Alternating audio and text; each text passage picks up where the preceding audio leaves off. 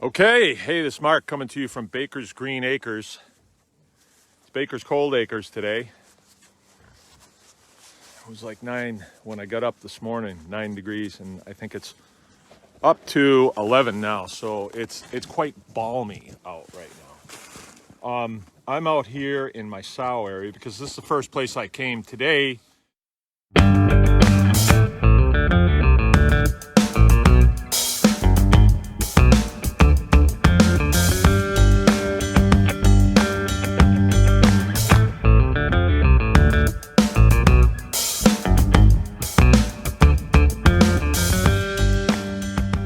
Because I have a couple sows out here that are due, and I just thought I would come out and show you this because this is the beauty of Mangalitsa.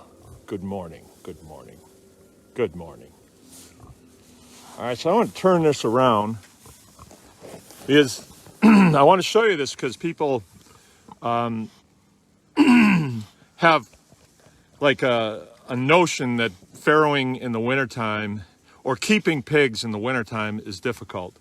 What we've come to understand is every single season, whether it's spring, summer, fall, or winter, has its assets and liabilities. And believe it or not, in weather like this, there's actually assets with this pig. All right, I don't think you can pull this off with a pink pig or even some of the hybridized heritage type animals, heritage pigs. But this one, the Mangalitsa blood is really, really hardy. So I'm going to turn this around so you can see this. All right, this is my area. This is the sow area. Many of you have seen this before.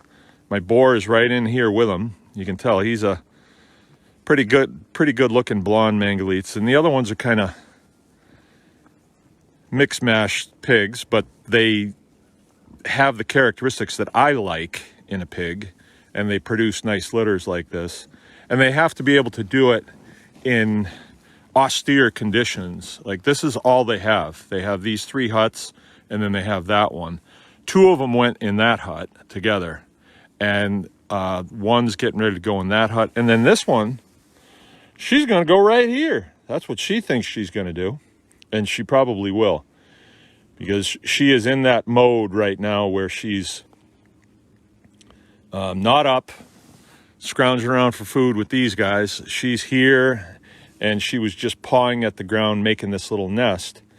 And so, yeah, she's decided she's going to have her babies outside. So this is kind of neat because I'll be able to kind of keep an eye on it. It's right here by the fence. You know, I can just walk right up. She's really comfortable with us being here. And I'll be able to keep an eye on this. Now, these huts are movable, okay? And what I am probably going to do next is I'm going to look at the weather. What's coming.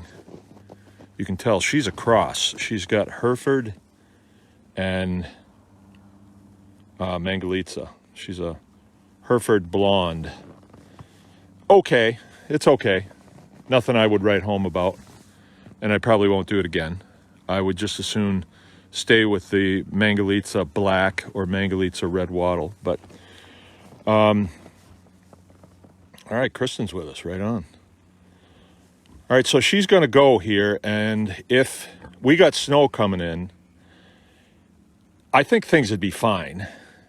But in accordance with my duties, my charge as the farmer here, the guy that's in charge, I guess. I don't know if I'm in charge, but what I would do is I'd take one of those huts. I have a couple of them that are freed up that I don't let get froze to the ground for reasons like this, for circumstances like this. I would pick one of those up and bring it over and put it down over her. And we would do it, you know, we'd get it close with the tractor and then just by hand pick it up and very gently put it over her. And that would ensure that if we had bad weather, you know, because it can come up really quick. that she would have shelter like that. As far as heat goes, see, here's the other ones. They're coming in to see what's going on, and she's not worried about them at all. She's not worried about anything right now. She's just going into mother mode. Because this is like a little sounder. These guys live together 24/7. If we had, but anyway, what I was saying, if we're able to put a shelter over her and maybe give her some fresh straw every day, it's just going to make things better. I mean, would she survive without it? Yeah, she'd survive. Most of her babies will survive too. They're really hardy. But if we can make it easier on them, yeah, we'll do it when we can. If these were just not Mangalitsa pigs, I don't know as it would work. They need a source of heat and they need super hot feed to go in the wintertime.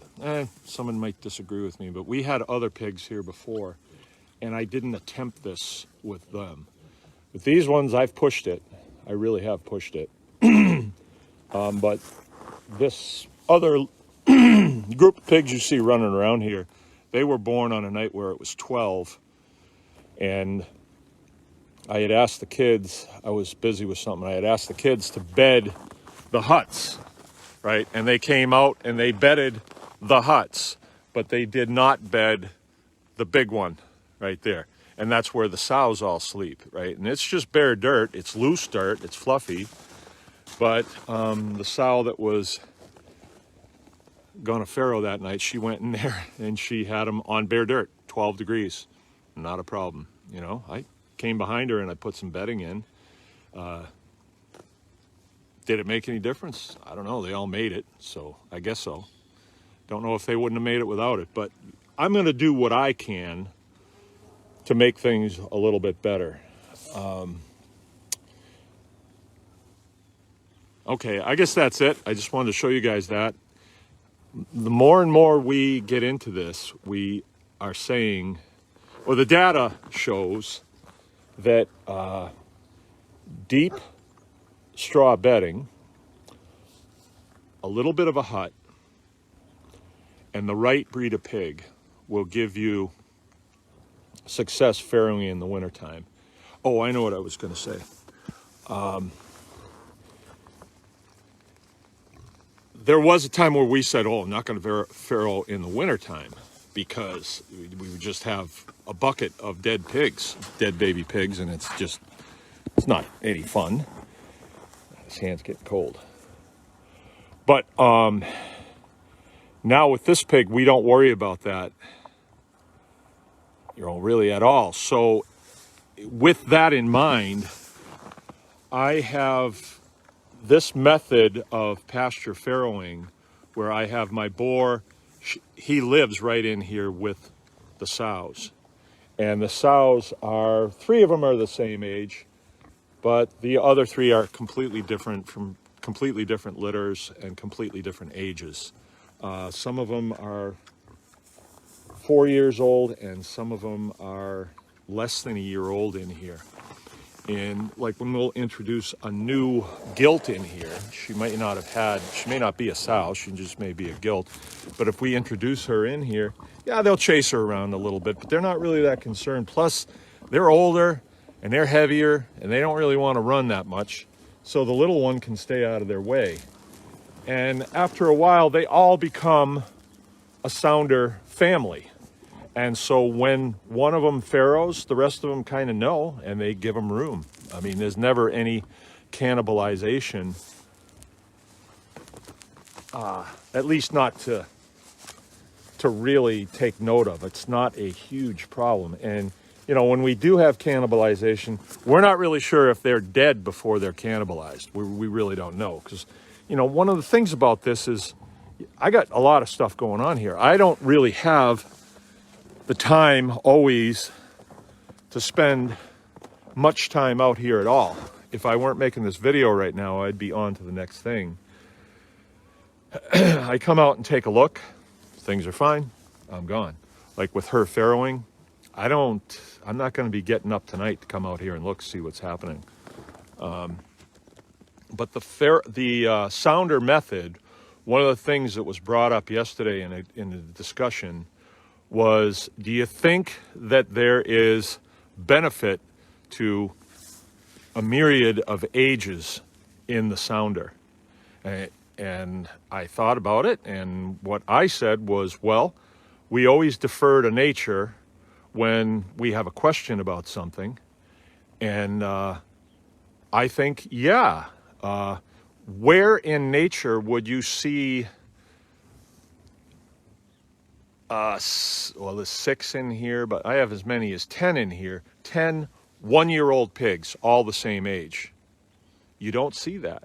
You see the great-grandmothers, the grandmothers, the mothers, you know, and so on. You know what I'm saying? You see the whole spectrum.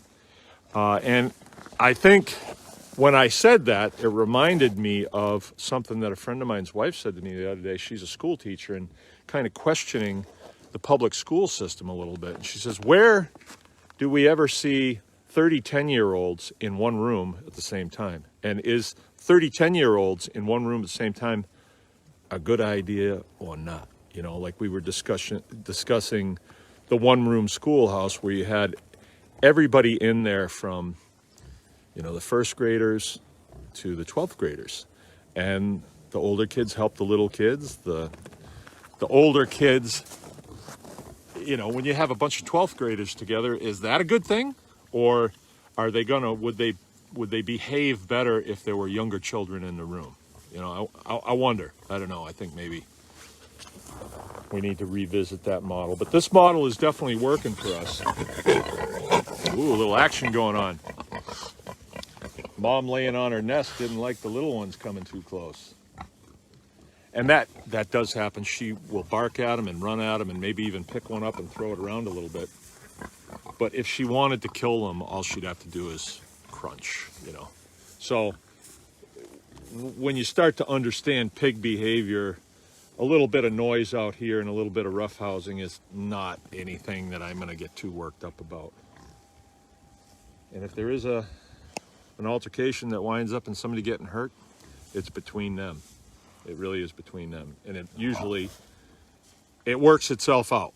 It works itself out. So this area right here, this is the farrowing area. It's a family here, and it's producing young pigs that at 8-10 weeks, we take them out, and then we disperse them out where they need to go. If they're breeders, then they might get sold as breeders. If they're feeders, they might get castrated and, you know, dispersed out wherever they're going to go, other homes, or we feed quite a few of them out here for the things that we do. All right, I thought that would be fun to see. I'll give you a roundabout here, how things are looking in northern Michigan this time of year. Oh, look at the little ones. Here it is.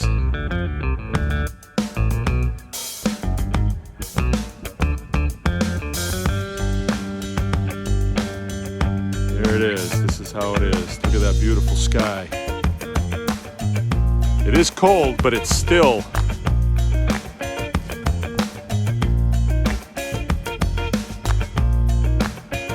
So the days are short, and that's okay because it feels like anyone can farm.